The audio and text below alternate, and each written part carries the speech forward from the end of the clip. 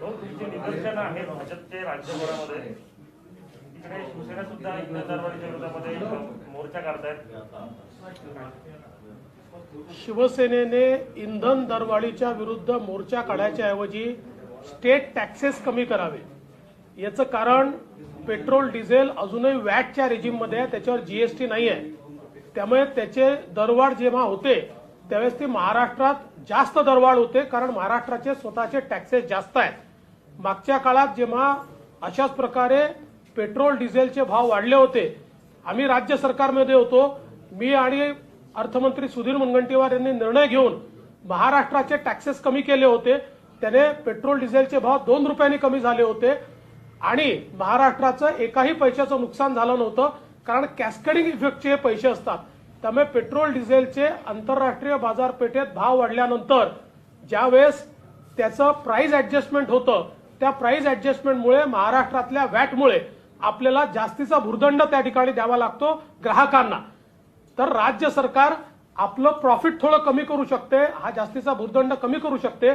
त्यामुळे ही नौटंकी ही बंद केली पाहिजे आणि नौटंकी न करता, मोर्चे न काढता त्या ठिकाणी त्यांच्या हातात जे आहे, जे आम्ही करून दाखवलं होतं ते या सरकारने करावं आणि पेट्रोल डिझेलचे भाव कमी करावेत। या ठिकाणी आमच्या संपूर्ण महाराष्ट्रामध्ये ज्या प्रकारे 78 लाख लोकांना विजेचे कनेक्शन डिस्कंटिन्यू करण्याचं आणि डिस्कनेक्ट करण्याच्या नोटिसेस या राज्य सरकारने दिल्या आहेत, खरंच महाराष्ट्रात मोगलाई आली आहे अशा प्रकारची अवस्था आहे।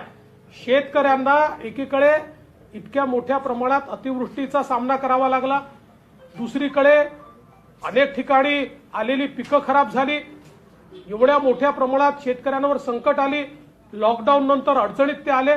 असं असताना देखील वाढीव बिलं देऊन त्यांचे कनेक्शन डिस्कनेक्ट करण्याची ही जी मोहीम काढलेली आहे याचा आम्ही विरोध करतोय, याचा निषेध करतोय।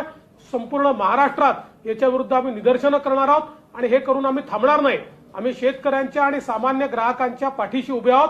जोपर्यंत हे जुलमी सरकार त्यांना दिलासा देत नाही तोपर्यंत भाजपचं आंदोलन सुरू राहील। हिंदुत्व ही भाजपची मक्तेदारी नाहीये असं उद्धव ठाकरे यांनी म्हटलेलं आहे, काय म्हणा? हिंदुत्व कोणाचीच मक्तेदारी असू शकत नाही। हिंदुत्व हे जगावं लागतं। हिंदुत्व हे नुसतं भाषणातून बोलून चालत नाही। आणि ज्यावेळी हिंदू हृदय सम्राट शिवसेना प्रमुख बाळासाहेब ठाकरे हे जनाब बाळासाहेब ठाकरे होतात आणि ज्यावेळी शिवगान स्पर्धा बंद होते आणि त्याच्याऐवजी अजान स्पर्धा सुरू होते, त्यावेळी अशा प्रकारचं वक्तव्य द्यावं लागतं। म्हणून ते वक्तव्य मुख्यमंत्र्यांनी कदाचित दिलाय। ही आमची मक्तेदारी नाही, पण तुम्ही का हिंदुत्व सोडलाय एवढंच त्यांनी सांगावं असं आमचं त्यांना स्पष्ट आव्हान आहे। शेतकरी आंदोलनावर सेलिब्रिटीजनी ठिकठिकाणच्या आंतरराष्ट्रीय ट्वीट केले, काय आहे, कोण आहे याच्या पाठीमागे?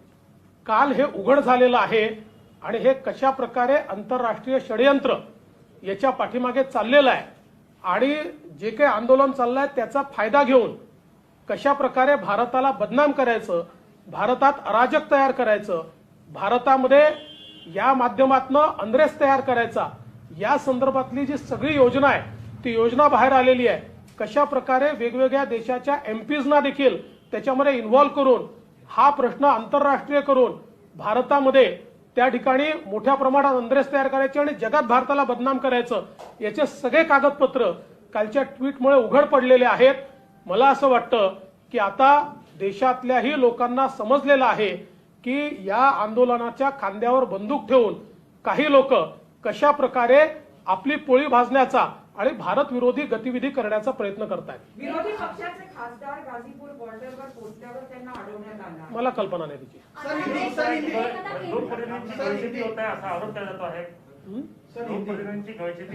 मला मी माहित नाही। शिवसेना मुंबईत पावती देऊन खंडणी वसूल करते असा आरोप मनसेने केलाय पुराव्यानिशी। नाही, मला असं वाटतं की मनसेने काय आरोप केला हे मला माहिती नाही, पण खंडणीखोरीचे आरोप त्यांच्यावर नेहमीच लागले आहेत। वर्ल्ड कॅन्सर डे आहे, त्याच्यानिमित्त महाराष्ट्रामध्ये कायदा सुद्धा करण्यात आलेला आहे हुक्काबंदीचा, पण सर्रासपणे महाराष्ट्रात आजही छुप्या पद्धतीने विकला जातो। पण याच्यावरती गृहमंत्री मात्र कोणताही उत्तर देण्यास नकार देत आहे आणि देत नाहीये, तर त्याच्याबद्दल काय म्हणा? महाराष्ट्रामध्ये गुटखाबंदी असो की काही जिल्ह्यांमधली दारूबंदी असो, या सरकारने सगळ्यांना खुली छूट दिली आहे। या ठिकाणी आपण बघा, आता चंद्रपूरच्या दारूबंदीनंतर हे सरकार आल्यानंतर काय परिस्थिती आहे? सर्वात जास्त दारू त्या ठिकाणी विकली जाते आहे, अवैध दारू विकली जाते. इतक्या मोठ्या प्रमाणात आजूबाजूच्या जे जिल्हे आहेत त्या जिल्ह्यांमधनं अक्षरशः आता नेटवर्क उभं राहिलेलं आहे आणि त्याच्यामध्ये सगळेच सामील आहेत. इतक्या मोठ्या प्रमाणात त्या ठिकाणी प्रशासन आणि पोलीस आणि सगळ्यांनी मिळून त्या ठिकाणी दारूबंदीचा बोजवारा उडवलाय. तीच परिस्थिती आज गुटखाबंदीची देखील आहे.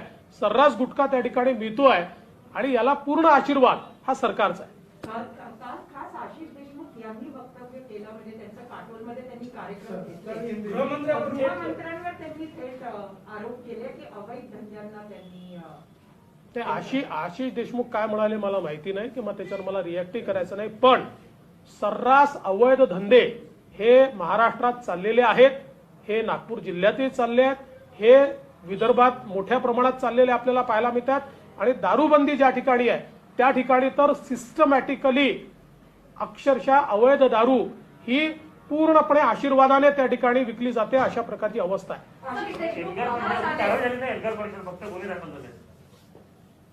एल्गार परिषदेच्या संदर्भात जी बोटचेपी भूमिका या सरकारने घेतली आहे, माहिती असताना सगळे डॉक्युमेंट त्या ठिकाणी त्यांच्याजवळ उपलब्ध असताना, डोझियर्स उपलब्ध असताना परवानगी दिली, त्या ठिकाणी विषारी भाषणं झाली, समाजामध्ये तेढ निर्माण करायचं एवढं एकमेव उद्दिष्ट समोर ठेवून हे काम या ठिकाणी होताना दिसतंय.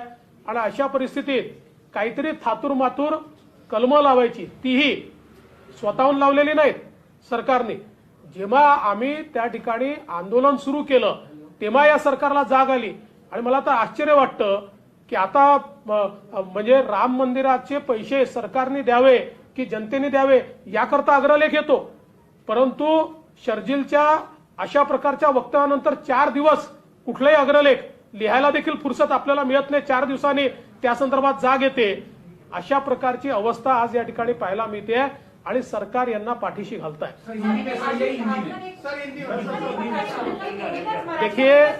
देखिए जिस प्रकार से पूना में कार्यक्रम हुआ और वो परिषद के लोगों को परमिशन दी गई, वो परमिशन देना ही गलत था, क्योंकि ये जो परिषद वहां पर होती है ये केवल समाजों में बैर बढ़े, झगड़े हो, इस प्रकार के वक्तव्य करने के लिए ही वो वहां पर उस प्रकार की एल्गार परिषद ली जाती है. इसके सारे डोजियर सरकार के पास थे, इसकी सारी जानकारी सरकार के पास थी, बावजूद वहां ऐसे लोगों को आने दिया गया. हिंदुओं के खिलाफ, समाजों के खिलाफ गंदी बातें कहने को उनको वहां मौका दिया गया और उसके बावजूद उसके ऊपर कोई कार्रवाई नहीं हुई. जब हमने आंदोलन किया तब कार्रवाई वहां पर हमको होती हुई दिखाई पड़ी. और मुझे एक चीज का आश्चर्य लगता है कि राम मंदिर के लिए पैसा समाज से लेना चाहिए या सरकार से लेना चाहिए, इसके ऊपर तो तुरंत पेपर में लिखकर आ जाता है, अग्रलेख छपकर आ जाता है. लेकिन शर्जील ने ये सारी चीजें बोलने के बाद 3-4 दिन तक तो हम सोए थे, उसके ऊपर कोई लेख नहीं लिखा गया, उसके ऊपर कोई बात नहीं कही गई. कल जब हम लोगों ने आंदोलन करके उनके ऊपर गुनाह दाखिल करने के लिए सरकार को मजबूर किया, तब जाकर उसके ऊपर लेख आता है. तो किस प्रकार की भूमिका है इसमें से स्पष्ट समझ आता है. चर्चा सुरू आहे पुन्हा, त्यांनी तयारी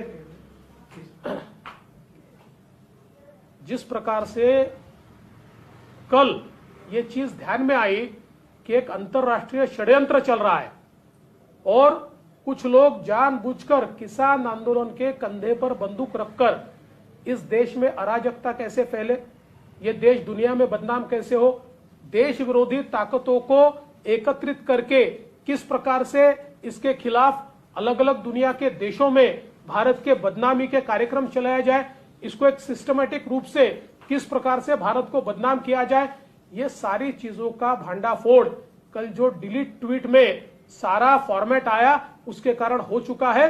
मुझे ऐसा लगता है कि अब हमको जागना होगा और किसानों के नाम पर या उनके कंधे पर बंदूक रखकर ये देश विरोधी करतूत करने वाले देश के बाहर बैठकर और अलग अलग लोगों को पकड़कर ये जो लोग काम कर रहे हैं इनको एक्सपोज करना होगा। राष्ट्रवाद हिंदी सर उद्धव ठाकरेंचं राष्ट्रवाद हिंदुत्व काय विषय आहे तो? तो हिंदुत्व सोडलं का भाजपने? नाही मग ते भाजपाची मक्तेदारी.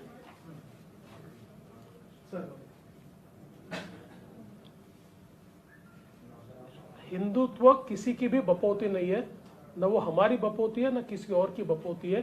हिंदुत्व एक जीवन पद्धति है और हिंदुत्व भाषण में नहीं, अपने जीने में लाना पड़ता है, अपने एक्शन में लाना पड़ता है। मुझे आश्चर्य होता है अब वो लोग हिंदुत्व की बात करते हैं जो वोटों के लिए हिंदू हृदय सम्राट शिवसेना प्रमुख बाळासाहेब ठाकरे कहने की जगह जनाब बाळासाहेब ठाकरे कहते हैं, जो लोग शिवगान स्पर्धा की जगह अजान की स्पर्धा लेते हैं वो भी अब हिंदुत्व की बात करते हैं। मुझे लगता है ये भाषणों में नहीं, आपकी जीवन पद्धति में अगर हिंदुत्व होगा तो आप हिंदुत्ववादी रहेंगे।